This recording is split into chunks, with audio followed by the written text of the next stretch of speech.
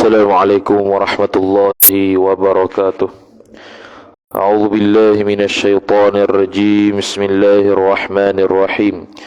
Alhamdulillahi rabbil alamin wassalatu wassalamu ala asyrafil anbiya'i wal mursalin sayyidina Muhammadin wa ala alihi wa sahbihi ajma'in. Subhanaka la ilma lana illa ma 'allamtana innaka antal alimul hakim. Wala hawla wala quwwata illa billahil aliyyil azim. Rabbi shrah li sadri wa yassir li amri wahlul 'uqdatam min lisani yafqahu qawli wasaddid lisani wahdi qalbi bihaqqi nabiyyika Muhammad sallallahu alaihi wasallam. Allahumma aghnina bil ilmi wa zayyinna bil hilmi wa akrimna bit taqwa wa jammilna bil afiyah. Nawayna at-ta'alluma wat ta'lim wat tadhakkura wat tadhkir wan naf'a wal intifa' wal ifadata wal istifadah wal hath 'ala at-tamassuk bi kitabillahi wa sunnati rasulih sallallahu alaihi wasallam wa du'a ila al-huda wad dalalah 'ala al-khair ibtigha'a wajhillah mardatihi wa qurbihi wa thawabihi subhanahu wa ta'ala. Amin ya rabbal alamin. Kitab Ad-Durrus Tsamin, muka surat 45, baris 11 daripada atas. Wa qala Syekhul Musannifu rahimahullahu ta'ala wa nafa'ana Allah bi'ulumihi wa bi'ulumikum wa bi'ulumi masyayikhina fid darain. Amin ya rabbal alamin. Kata pengarang Syekh Daud bin Abdullah Al-Fatani rahimahullahu ta'ala, adapun mazhabus salaf itu adalah mereka itu tafwid ilmunya itu kepada Allah, dan wajib kita i'tiqadkan seperti barang yang ada pada zahir katanya, dan pada hakikat kita jauhkan segala kekurangan. Sama perbahasan berkaitan dengan ayat-ayat mutasyabihat. Dulu dia bawa bahas berkaitan dengan ayat-ayat Quran yang membawa makna serupa dengan makhluk pada zahirnya. Maka ada dua mazhab, satu mazhab salaf, yang kedua mazhab khalaf. Mazhab salaf dulu dia kata bawah 500 tahun. Mazhab khalaf kata atas daripada 500 tahun hijrah.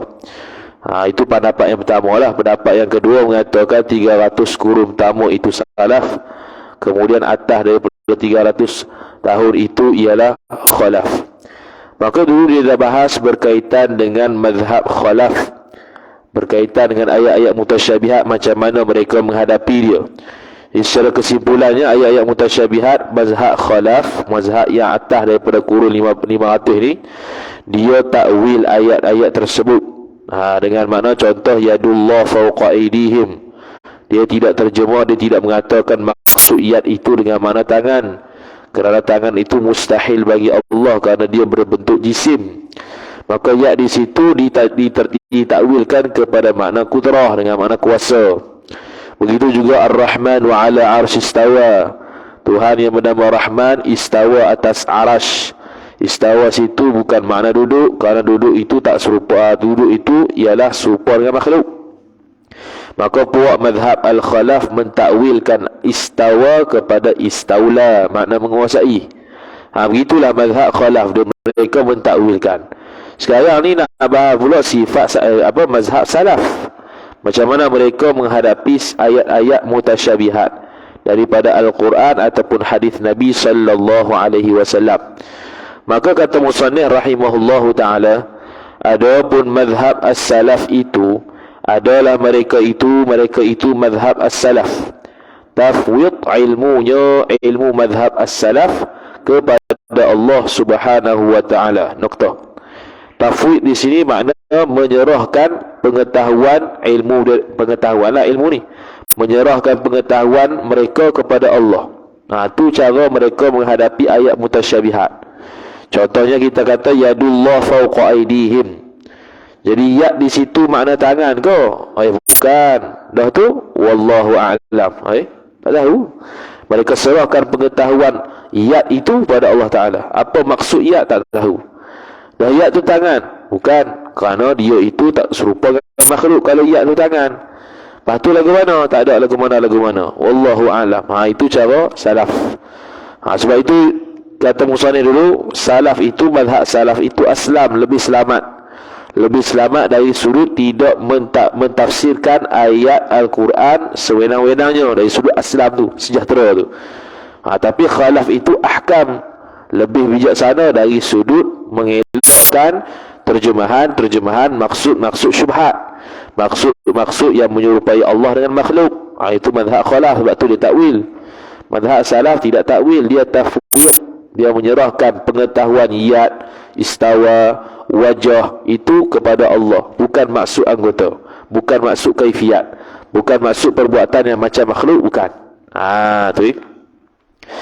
Dan wajib kita i'tiqadkan seperti barang yang ada pada zahir katanya kata Quran. Ni yang nombor 2. Kemudian pertama tadi dia tafwid, yang kedua wajib kita i'tiqad benda apa yang Allah sebut. Zahirnya Allah Ta'ala sebut ya, kita pun i'tiraf ya. Zahirnya Allah Ta'ala sebut wajah, wajah i'tiraf, kita kata itu ayat Quran. Kita tak kata ini bukan ayat Quran, kita menafikan ayat Quran. Itu Jahmiyah. Itu baru betul Jahmiyah. Ini bukan Jahmiyah, ni Asy'ariyah, Ahlus Sunnah. Yabqa wajhu rabbika, telah kekal oleh wajah Tuhan kamu. Bukan wajah situ. Lepas tu apa? Wallahu a'lam. Tapi hak tu wajhu rabbika tu ayat Quran. Kita beriman wajib i'tiqad itu ayat Quran. Jangan kita nafi pula. Bentang dia ayat mutasyabihat, memberi makna serupa dengan makhluk, kita pun nafi itu ayat Quran. Tak boleh.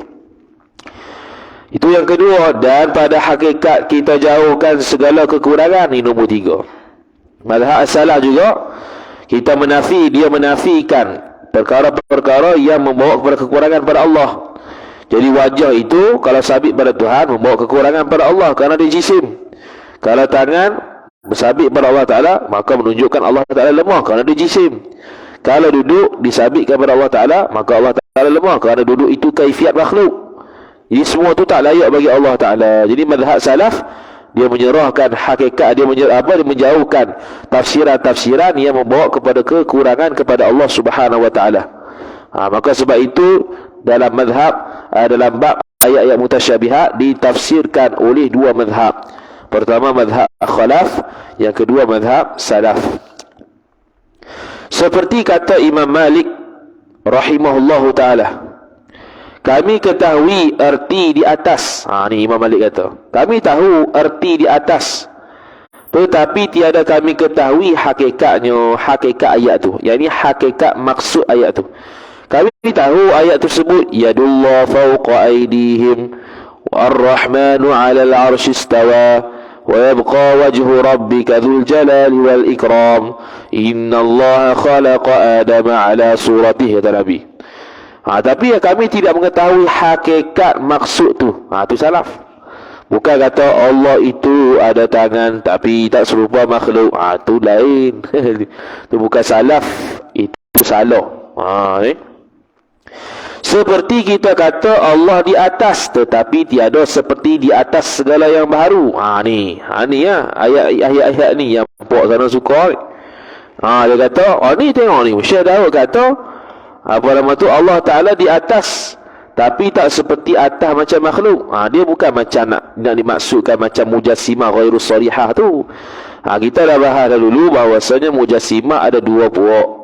Pertamanya mujassimah sarihah, mujassimah yang jelas. Mujassimah yang jelas ni dia kata Allah Ta'ala ada tangan macam makhluk, Allah Ta'ala ada kaki macam makhluk, Allah Ta'ala ada muka macam makhluk. Macam tu lah. Itu dia panggil mujassimah sarihah, jelas. Jelas kemujasimahannya. Maka satu, hukum dia kafir. Itu pertama. Yang keduanya mujassimah ghairus sarihah, mujassimah yang tidak jelas. Mujassimah yang tidak jelas, contohnya dia kata Allah ada tangan tapi tak serupa makhluk, Allah ada muka tapi tak serupa makhluk, Allah ada kaki tapi tak serupa makhluk. Ni pula Allah ada di atas tapi tak serupa atas makhluk. Apa-apa lah. Itu dia panggil mujassimah ghairus sarihah, mujassimah yang tidak jelas kemujasimahannya. Maka itu fasik, dia tidak kafir menurut pandangan mu'tamad Ahlus Sunnah. Kemudian kenapa kita jauhi terjemah begini? Dalam kitab Umdatul Talib Syarah Faridatul Faraid diterjemahkan perkataan-perkataan ini untuk menunjukkan kemustahilan makna ini berlaku pada Allah Ta'ala. Mustahilnya berlaku makna-makna yang zahir, yang jelas mutasyabihat dia pada Allah Ta'ala. Maka diterjemah sebegini, bukan diterjemah sebegini untuk diiktiqadkan, bukan. Ini dia panggil, istilah dia terjemahan darurat, dia panggil. Tu. Dalam kitab Umdatul Talib dia mengatakan ni terjemahan darurat, bukan terjemahan yang nak dimaksudkan, bukan mana atas Allah, mana atas sungguh Allah Ta'ala ada atas sungguh, tidak. Dia terjemah sahaja. Terjemah bukan semestinya maksud. Sebab itulah kita jauh bila kata ertinya, contoh qiyamuhu binafsihi, ertinya berdiri Allah dengan sendiri. Jadi kalau di nokta situ Allah berdiri, mahal katanya duduk kepada diri ya. Allah Ta'ala asalnya duduk, lepas tu berdiri itu pula tanpa ada sokongan makhluk. Habis bunuh. Lepas tu Syekh Ahmad Al-Fatani lagi tak Faridah kata apa? Itu bukan maksud dia. Maksud berdiri Allah dengan sendiri, bukan bermaksud Allah duduk kemudian berdiri tanpa ada bantuan orang lain. Bukan maksud gitu. Lepas tu itu maksudnya la yahtaju ila mahallin wala mukhassisin. Allah Ta'ala tidak berhajat kepada zat untuk ada dia. Allah Ta'ala tidak berhajat kepada pencipta lain untuk menciptakan dia. Itu maksud qiyamuhu nafsihi. Jadi terjemahan belum tentu itu maksud dia. Jadi kalau kita terjemah sekalipun belum tentu maksud dia. Cuma ulama bahas pula terjemah begitu boleh ke tidak? Tu khilaf. Semua orang yang sekarang ni tak payah terjemah lah. Cuma kita jauhi, kita terjemah. Kenapa? Tu kita bahas. Cuma sekarang ni kalau kitab-kitab baru, kalau kita nak buat kitab baru contohnya, tak payah terjemah lah. Istawa tu kepada duduk. Terus kata istawa sudah. Allah Ta'ala istawa atas arah. Apa istawa? Buat nota kaki. Istawa kalau mazhab salaf diserahkan pengetahuan kepada Allah Ta'ala. Kalau mazhab khalaf ditakwilkan kepada mana berkuasa. Yadullah fawqa aydihim, yad Allah atas tangan-tangan mereka itu. Tangan-tangan mereka itu makhluk. Tak apalah terjemah tangan. Yad tu kita buat nota kaki. Mazhab salaf serah maknanya pada Allah. Mazhab khalaf dia takwil kepada makna kuasa. Tu kalau zaman sekarang kalau nak buat kitab, tak payahlah ikut hak ni. Ayat kita jauhi yang terjemah gini, dah dijawab dah. Ni dia panggil terjemahan darurah. Nak mengatakan terjemahan begini ataupun fahaman sebenar begini dengan terjemahan sebegini tidak betul. Mustahil atas Allah. Kemudian kata musannif rahimahullah ta'ala, dan Allah Ta'ala bertangan, tiada seperti segala tangan yang baru. Bertangan tu dia terjemah pada yad. Ini dia panggil terjemahan darurah, iaitu terjemahan yang bukan untuk kita fahami dengan makna yang sebenar. Bukan maksud Allah ada tangan, tak serupa makhluk. Allah Ta'ala ada tangan, tak macam tangan kita. Bukan maksud gitu. Maksudnya ya itu bukan seperti mana tangan makhluk. Ya itu apa dia? Wallahu a'lam bimuradihi. Allah Ta'ala sahaja yang tahu maksud ya itu apa. Gitu. Itu yang sebenarnya kalau nak terjemah bahasa kita sekarang, zaman kita. Tu. Dan Allah itu bermuka, tiada seperti segala muka yang baru. Bermuka ni diterjemah kepada wajhun. Kalau zaman kita kena kata gini, Allah Ta'ala itu sabit padanya wajhun. Apa itu wajhun? Muka ke? Tak, bukan muka. Lepas tu wallahu a'lam bimuradihi. Allah Ta'ala sahaja yang mengetahui apa maksud muka. Tu mazhab salaf. Maka hakikatnya ia Allah yang mengetahui kehendak Allah. Dia yang nak tahu benda sebenar. Kita tak tahu. Itu mazhab salaf. Kita tak tahu apa maksud kehendak sebenar, yad, wajah, sakun. Sakun ni asalnya betis. Tak tahu maksud sebenar. Hak tu zahir faham kita, maksud yad tu tangan. Adakah sabit tangan itu? Tidak, kerana itu jisim. Adakah sabit betis di Tuhan? Tidak, itu jisim. Ada tak sabit kidam ataupun kaki di Tuhan? Qadam, kaki di Tuhan? Tidak, itu jisim. Ada tak sabit tempat di Tuhan? Tidak, itu sifat lazim bagi jisim. Ada tak Allah Ta'ala ada di atas? Tidak, itu sifat lazim bagi jirim. Tu dia panggil benda-benda mustahil. Sebab itu kita kena belajar akidah dulu sebelum tafsir Quran. Sebab itu tafsir Quran, kata Imam As-Suyuti rahimahullah, kena ada 15 lebih ilmu untuk tafsir Quran. Antaranya ilmu akidah. Kalau dah akan jadi masalah dah kita tafsir Quran tu. Tu. Tu. Dan wajib atas kita tanzihkan, menyerupa dengan yang baru. Allah Ta'ala tahu hakikat perkataan tu apa maksud dia. Kemudian nisbah kita pula, adakah ya mana tangan? Tidak. Itu yang kita nafikan, kita tanzihkan, kita sucikan Allah yang menyerupa dengan yang baru. Kita sucikan. Allah Ta'ala tangan tak boleh sabit tangan di Tuhan kerana tangan itu makhluk.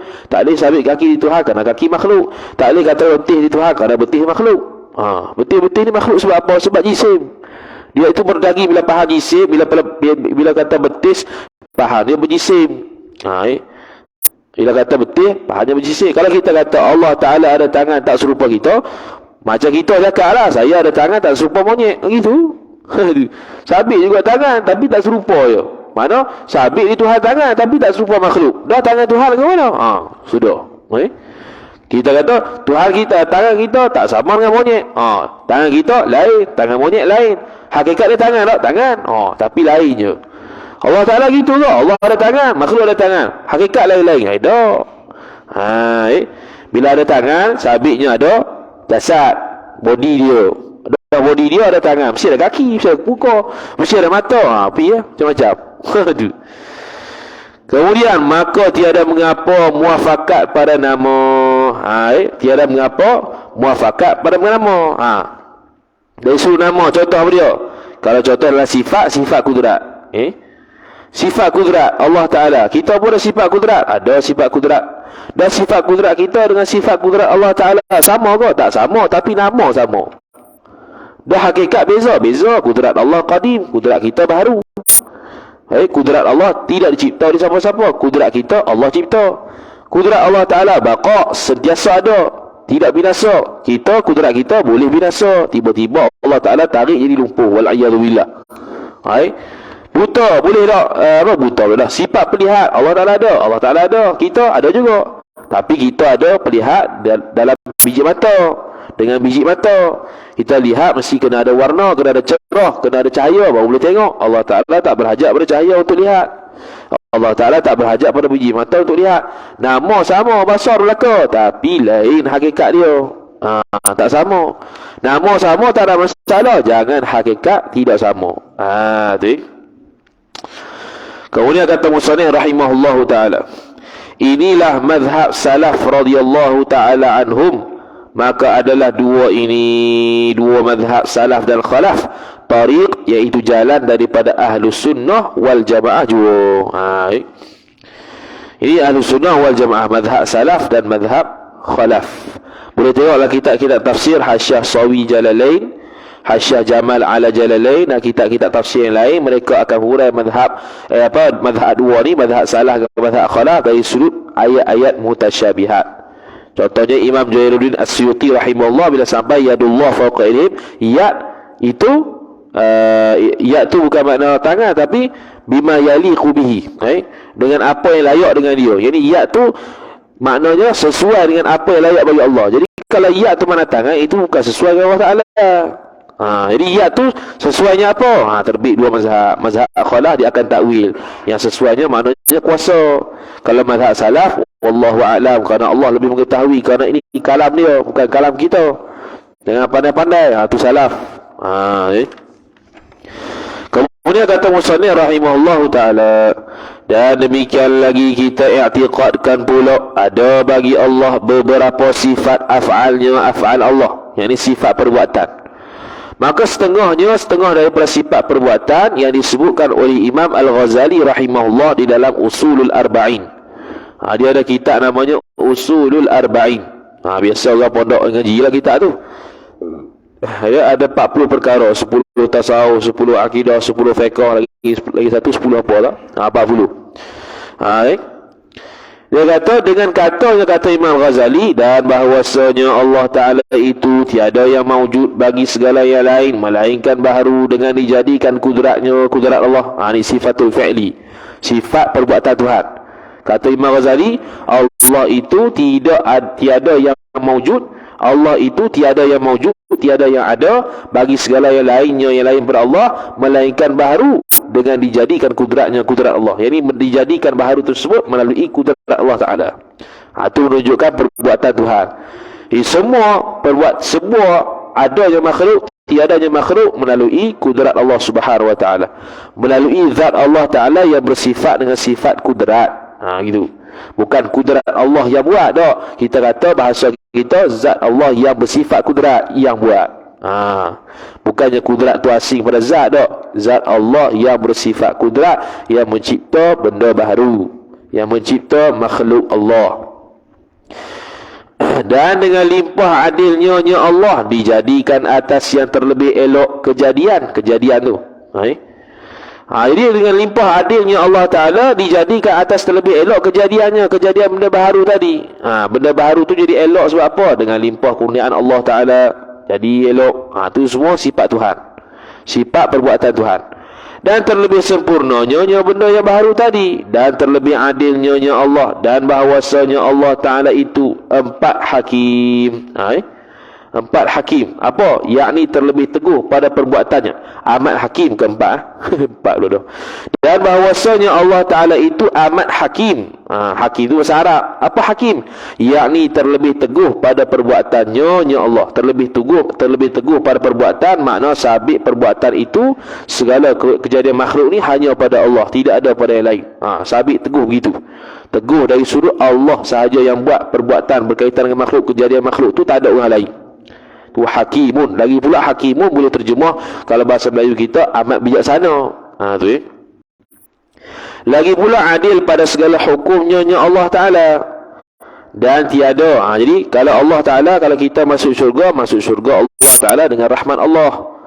Kalau masuk neraka Allah Ta'ala, masuk neraka Allah dengan keadilan Allah. Tu bahasa dia.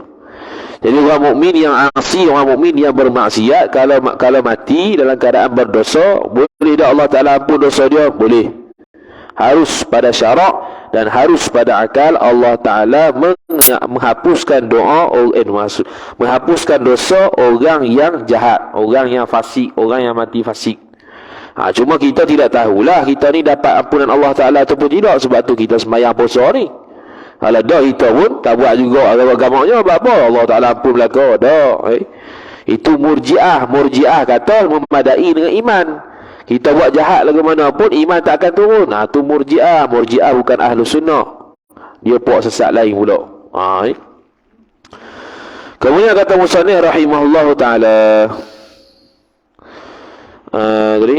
dan tiada dapat dikiaskan adilnya Allah dengan adil segala makhluk. Jadi adil kita dengan adil makhluk dapat beza tak? Sama tak? Tak sama, beza. Adil kita lain. Jadi adil sini bukan adil fiqh tu. Adil dalam fiqh lain. Adil dalam fiqh dengan makna tidak buat dosa besar, tidak buat berterusan dosa kecil, tidak buat perkara-perkara menjatuhkan maruah. Itu adil juga, tapi dalam bab fiqh. Adil ni syarat dia kepada saksi nikah contohnya, dia perlu adil. Kalau wali disyaratkan hanya tidak fasik, tak syarat adil. Atas pandangan mu'tamad hanya tidak fasik. Dia beza sikit.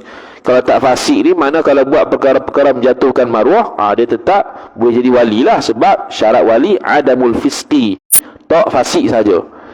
Kalau adil banyak sikit, dia tak buat dosa besar, dia tidak buat berterusan dosa kecil, dan dia itu tidak melakukan perkara-perkara yang menjatuhkan maruah. Perkara-perkara menjatuhkan maruah contoh dia apa? Makan diri sambil berlari yo. Kecim diri yo, kecim lari yo. Tu mengarut belaka tu. Tu antara perkara yang menjatuhkan maruah. Ini sudut adil, ini sudut keadilan makhluk. Contohnya kalau kita ni suruh menjadi pengadil, contohnya pengadil antara dua pihak bergaduh. Kita ni sakit hati dengan ataupun sakit hati dengan Ahmad ni. Ahmad bergaduh dengan Ali, kita sakit hati dengan Ahmad. Jadi atas berlaku adilnya kita tidak boleh menyebelahi Ali walaupun kita sakit hati dengan Ahmad. Sebab apa? Sebab kita sedang mengadili siapa yang akan salah, siapa yang salah, siapa yang betul. Kalau mereka dua digaduh, Allah Ta'ala suruh jadi adil. Mana? Iaitu tidak menyebelahi mana-mana pihak. Walaupun kamu sakit hati dengan Ahmad sekalipun, perlu mengadili dia secara adil. Itu adil makhluk. Adil Allah Ta'ala tak sama macam makhluk. Adil Allah Ta'ala digelar sebagai maha adil. Tidak boleh adil lain, adil makhluk mengatasi adil Allah Subhanahu Wa Ta'ala. Melainkan mana ni? Adilnya dijadikan mana ni? Kiaskan adilnya. Okay. Kerana adalah yang lainnya, yang lain daripada Allah Ta'ala tu terima daripada yang lain pada Allah zulmun. Zulmun ni zalim lah, pada memerintahkan dan menghukumkan. Sebab itu kita tak boleh samakan adil makhluk dengan adil Tuhan. Kerana adil makhluk boleh berlaku zalim, adil Tuhan tidak boleh berlaku zalim. Zalim itu apa dia? Iaitu mengambil hak orang lain, itu zalim. Allah Ta'ala ada tak perkara yang Allah ambil hak orang lain? Tak ada. Semua hak Allah Ta'ala berlaku. Jadi manusia ni Allah Ta'ala boleh campak dalam neraka, boleh campak dalam syurga. Ikut akalnya boleh berlaku. Boleh, bukan jadi sungguh. Boleh saja. Boleh Allah Ta'ala masukkan neraka orang yang taat, boleh Allah Ta'ala masukkan syurga orang yang maksiat. Boleh. Boleh saja, tapi berlaku ke tidak? Tak berlaku ke tidak, tengok dalil pula. Dalil kata Allah Ta'ala akan berikan syurga pada orang taat. Maka Allah Ta'ala tidak akan menyalahi janji. Cuma dari sudut boleh ke tak? Boleh. Allah Ta'ala memberikan neraka pada orang taat, boleh? Boleh. Cuma tak berlaku. Jadi kalau kita kata zalim Tuhan, kita buat teruk-teruk ibadat taat, tiba-tiba dah masuk neraka, zalim Tuhan. Kita balik-balik mana zalim? Zalim tu mengambil hak orang. Jadi sekarang ni kita ni milik kita ke milik Allah Ta'ala? Badan kita ni, amal kita ni, seluruh anggota kita, seluruh perbuatan kita, milik kita sendiri ke milik Allah? Milik Allah Ta'ala, tak ada milik kita. Maka Allah Ta'ala dah capak dalam syurga ke neraka ke? Bukan ada masalah zalim ke tidak, tak ada. Sebab semua milik Allah, bukan milik kita. Kalau milik kita, barulah panggil zalim Tuhan. Contoh, kita lah yang mengadakan diri sendiri, kita lah yang milik segala-galanya untuk badan kita. Tiba-tiba Allah merampasnya, baru zalim. Contoh, kita kata saya buat khat, tulisan khat tu 1 juta. Kita pun bagi pinjam ke orang. Bagi pinjam sebulan. Lantak gila yang nak buat apa, gantung mana-mana pun. Lepas sebulan saya minta balik, kemudian saya renyuk buang. Zalim tak kita? Tak zalim kita. Sebab apa? Khat tu saya punya, lantak lah.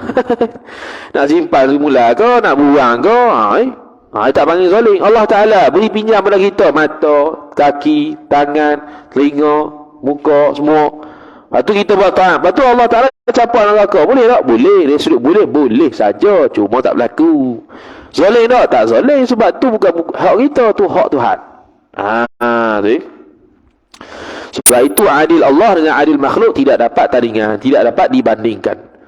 Kerana bukan milik yang mutlak. Yakni makhluk ni kalau memiliki sesuatu tidak milik secara mutlak. Lepas tu milik secara muqayyad, dikaitkan dengan sesuatu. Sebab itu harta kita perlu zakat. Harta kita selepas mati perlu faraid. Kerana harta itu pinjaman Tuhan, bukan milik kita. Jadi Allah Ta'ala setahun sekali suruh bayar zakat fitrah. Bayar. Kalau tak bayar, haram. Dosa. Lepas mati harta tu difaraidkan. Bukan harta tu masuk kubur. Kalau harta tu masuk dalam kubur, mana harta tu milik kita sungguh?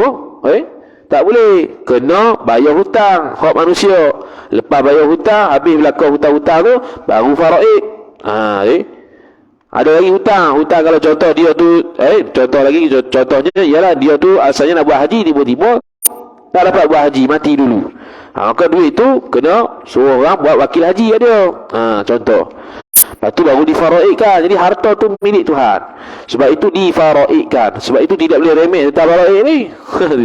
Ini mula gaduh orang. Gaduh sama keluarga siapa nak ambil harta dia. Jadi mengelakkan daripada mengelakkan pergaduhan tersebut, Allah Ta'ala mensyariatkan faraid. Tu yang kena tahu. Kita tak belajar pun kena ambil tahulah daripada orang tahu. Siapa-siapa mati ni kena pergi rujuk orang tahu bab faraid ni. Tak belajar pun tak ada masalah, tapi itulah kena tahulah. Bila seorang tu mati, memang harta dia kena faraid. Jangan buat lebih kurang. Kerana harta dia ketiga itu, harta dia milik Allah Ta'ala. Tu. Kemudian kata musannif rahimahullah Ta'ala, dan tiada tasawur, tiada tergambar pada Allah itu zalim sekali-kali. Kita tak nak tergambar Allah Ta'ala tu zalim, tidak. Jangan kata gini, huraian gini salah. Huraian kata macam mana? Allah Ta'ala boleh nak kehendak dia zalim, tapi Allah tak kehendak. Salah tu. Kerana zalim tu mustahil. Kita dah kata dah, kehendak Tuhan tak boleh benda mustahil. Jadi zalim pada Allah itu mustahil. Jadi Allah Ta'ala tidak boleh berkehendak benda yang mustahil. Jadi tak betul orang kata Allah boleh kehendak dan boleh tak kehendak zalim pada Allah. Tak boleh. Kerana zalim itu sendiri bukan benda mungkin, bukan benda yang harus pada akal. Tidak, benda mustahil. Kalau yang kata Allah Ta'ala boleh buat kita, boleh tak buat kita, tak apa, sebab kita ni harus. Kita ni boleh ada, boleh tiada. Tapi zalim pada Allah tidak boleh sabit sama sekali. Mustahil. Maka tak boleh kita kata Allah boleh kehendak zalim, Allah boleh tak kehendak zalim pada diri dia. Tidak. Tu Kemudian kata musannif rahimahullahu ta'ala, kerana sekaliannya yang diperintahkan itu pada miliknya, milik Allah Ta'ala. Semua milik Allah Ta'ala. Jadi kok mana yang Allah zalim? Kalau zalim, mana Allah mengambil hak orang lain. Sekarang ni siapa yang ada hak? Manusia ada hak, binatang ada hak? Tak ada. Semua tu hak Tuhan. Jadi tak ada apa yang boleh dikatakan zalim. Sebab tu dikata tidak tergambar pada akal kita, tidak terbenar pada akal kita untuk kata Allah itu zalim. Dari sudut mana nak kata Allah zalim? Tak boleh. Tu. Ia Allah mengeluarkan daripada Adam kepada wujud, iaitu makhluk. Mengeluarkan ni mana ciptakan. Menciptakan daripada tiada kepada wujud, kepada ada makhluk ni. Lagi pula tiada ada sertanya seorang pada milik, hingga dikatakan Allah itu zalim. Allah saja dalam dunia ni, dalam atas alam ni, yang menjadikan makhluk daripada tak ada kepada ada. Ada tak benda lain, Tuhan lain yang mencipta makhluk macam Tuhan? Ada tak? Tak ada. Kalau kita kata ada, seandai kata ada, kemudian Allah Ta'ala pun memasukkan orang yang Tuhan cipta tu ke dalam neraka, baru zalim. Sebab dia telah ambil hak orang. Tapi masalah sekarang ni, Tuhan selain Allah ada tak? Tak ada. Kita dah bahas sifat wahdaniyah. Tu penting sifat 20 tu. Dengar orang ngajak, Allah Ta'ala boleh untuk zalim, boleh untuk tak zalim, tapi Allah tak kehendak untuk zalim. Salah tu. Tak betul. Sebab apa? Sebab tidak boleh tergambar, tidak boleh terbenar di akal kita untuk menggambarkan Allah Ta'ala tu zalim, mengambil hak orang. Tak boleh. Kerana semua makhluk ni Allah cipta. Kalau ada Tuhan lain yang mencipta makhluk macam Tuhan, Allah pun bawa masuk makhluk yang Tuhan cipta ke dalam neraka, baru dia panggil zalim. Tu kalau nak kata zalim sangatlah. Tapi tak berlaku sebab tak ada Tuhan selain Tuhan. Tak ada Tuhan selain Allah. Maka tak berlaku sedemikian. Kata musannif rahimahullahu ta'ala, sehingga dikatakan Allah itu zalim pada memerintahkan, maka barang yang lain sama ada manusia dan jin dan syaitan dan malaikat dan langit dan bumi dan binatang dan tumbuh-tumbuhan dan jauhar dan arat sifat baharu, sekaliannya itu baharu dikeluarkan daripada Adam, yakni dijadikan daripada tiada kepada wujud, kepada ada. Siapa yang jadikan? Allah belaka. Ada tak Tuhan lain jadikan bumi langit ni? Tak ada. Dah kok mana nak kata Allah zalim? Tak boleh. Dengan yang terlebih indah-indah kejadiannya, kejadian tersebut dengan kudratnya, kudrat Allah. Dan tiada ada maujud pada azali yang lain daripadanya, lain daripada Allah. Sejak azali ada tak Tuhan lain? Tak ada. Kalau sabit Tuhan lain, makna Allah lemah. Tuhan itu pun lemah. Kita dah bahas ada wahdaniyah. Sifat keesaan tu tak boleh. Zat Tuhan ada banyak, zat sifat Tuhan ada banyak, tak boleh. Bukan zat sifat Tuhan yang selain Allah macam Tuhan, macam Allah, tak boleh. Zat Tuhan ada banyak lebih daripada satu, tak boleh. Semua mesti satu. Allah Ta'ala sebut, lau kana fihi ma alihatun illallahu la fasadata. Kalau di langit ada satu Tuhan, di bumi ada satu Tuhan, niscaya tak jadi langit bumi ni hancur. Jadi kok mana nak kata Allah zalim? Tak boleh. Dan tiada ada di sana itu, di sana mana? Di azali tu, seorang yang lain, yakni yang lain daripada Allah Ta'ala. Tak ada. Allah saja ada. Maka Allah yang milik segala-galanya. Daripada start kejadian awal makhluk sehingga akhir makhluk, sehingga masuk syurga ahli syurga, sehingga masuk neraka ahli neraka, semuanya Allah belaka punya. Tak ada milik makhluk lain. Maka dijadikan segala makhluk kerana menyatakan bagi kudratnya. Menyatakan makna menjelaskan, mengizharkan, mentajalikan. Kalau bahasa tasawuf, mentajalikan. Mentajalikan, menzahirkan kudratnya dan iradatnya. Allah Ta'ala cipta makhluk ni. Jadi bila makhluk tercipta, bila dia nak belajar tentang Tuhan, maka dengan sebab diri dia ni kita dapat tahu kata Allah bersifat kudrat iradat. Ada tak Tuhan sabit lain kudrat iradat yang buat kita? Tak ada. Bukan kerana berkehendak kepada makhluk. Allah Ta'ala jadikan makhluk supaya makhluk itu nyata siapa Tuhan dia. Balik ke makhluk lah hikmah dia. Dapat nyata siapa Tuhan yang ada sifat kudrat, ada sifat iradat. Bukannya Allah berkehendak pada makhluk tu. Dan ialah Allah Ta'ala yang mempunyai kurnia bagi segala makhluk. Kurnia ni rahmat Allah, redha Allah. Semua tu dia beri pada makhluk. Dan mempunyai nikmat. Dan mempunyai nikmat, yakni Allah Ta'ala memberikan nikmat sehingga makhluk itu mempunyai nikmat. Ada tak Tuhan lain yang selain Allah memberi nikmat? Tak ada. Jadi kok mana nak mengatakan Allah Ta'ala zalim? Tu. Dan bangkitan dengan baki-baki pertolongan. Bangkitan ni sebab makhluk mendapat pertolongan. Allah Ta'ala bagi segala kejadiannya, kejadian Allah Subhanahu Wa Ta'ala. Allah Ta'ala tolong nak makhluk, tolong macam mana? Beri makan, beri minum, beri nyawa, beri Islam, beri iman. Tolong. Tolong tu pun dengan kehendak Allah Ta'ala, bukan dengan tanpa kehendak. Kalau Allah Ta'ala tak kehendak, tak jadi. Macam Abu Jahal, Abu Lahab tak dapat iman. Abu Jahal, Abu Lahab tak dapat Islam. Sebab apa? Sebab Allah Ta'ala kehendak sejak azali. Zalim tak Tuhan? Tak zalim. Kerana Abu Jahal, Abu Lahab tu, dia pun milik dia juga. Milik Allah Ta'ala, bukan milik Tuhan lain. Cuma nisbah kita, usaha ikhtiar tu ada. Usaha ikhtiar lah kita sampai mati tak berada dalam kufur, masih dalam Islam dan beramal dengan amal ta'at. Itu nisbah usaha ikhtiar kita. Bab uluhiyah ketuhanan, itu serah ke Tuhan, tu tak boleh mikir. Takdir kita lagu mana kita tak tahu. Adakah takdir kita ni masuk syurga? Tak tahu. Adakah takdir kita masuk neraka? Tak tahu. Orang kafir pun belum tentu masuk neraka, sebab tak tahu akhir hidup dia lagu mana. Kemudian kata musannif, maka amat kuasalah menyampaikan dan menuangkan bagi azab. Allah Ta'ala kuasa tak untuk beri azab pada orang lain? Boleh. Beri, seperti mana berkuasa beri nikmat pada makhluk, beri azab apatah lagi. Dan dibalakan bagai bala. Boleh tak? Allah Ta'ala bagi bala ke seseorang, musibah pada seseorang. Boleh. Banjir, gempa bumi. Sebab apa? Sebab semua makhluk tu milik Allah. Ombak yang di laut milik Allah. Bumi, tanah yang kita pijak milik Allah. Kita sendiri milik Allah. Ikut dia lah nak buh tsunami ke gempa bumi ke apa. Di sebuah kita usaha ikhtiar, doa-doa moga dijauhi. Itu ya. Kemudian, dan jikalau dikerjakan yang demikian itu, yang demikian mana? Demikian azab, bala semua tu, niscaya adalah adil Allah juga. Tu. Kita kena tilik keadilan Allah juga, walaupun dia kena bala, walaupun kena musibah, walaupun kena macam-macam. Kita tilik pada keadilan Allah. Mungkin boleh jadi aku terjadi gini ni sebab aku buat maksiat. Mungkin.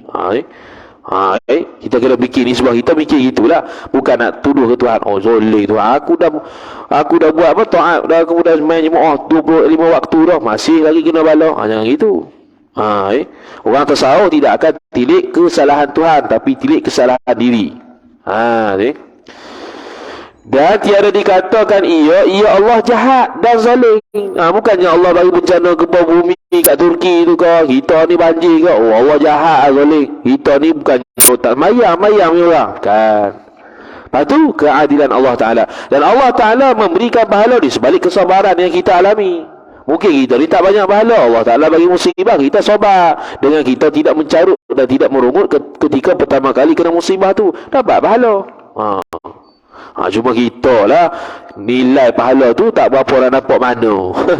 Kalau nilai pitih nampak, nilai apa? Nilai kesabaran tu payah nak nampak. Nilai sawab pahala payah nak nampak. Pahala tidak boleh ataupun tidak layak untuk dibalas di dunia. Kerana dunia bukan darul jaza, tempat pembalasan. Sebab itu yang layak untuk diterima balasan pahala tu di akhirat saja. Wallahu taala alam wa sallallahu wasallam ala sayyidina Muhammad wa ala alihi wa sahbihi wa baraka wa sallam. A'udzu billahi minasyaitonir rajim. Bismillahirrahmanirrahim. Alhamdulillahi rabbil alamin wassalatu wassalamu ala asyrafil anbiya'i wal mursalin sayyidina Muhammad wa ala alihi wa sahbihi ajma'in. Allahumma zidna ilma warzuqna fahma. Allahumma zidna ilma warzuqna fahma. Allahumma zidna ilma warzuqna fahma. Wa sallallahu ala sayyidina Muhammad wa ala alihi wa sahbihi wa baraka wa sallam. Walhamdulillahi rabbil alamin. Wassalamu alaikum warahmatullahi wabarakatuh.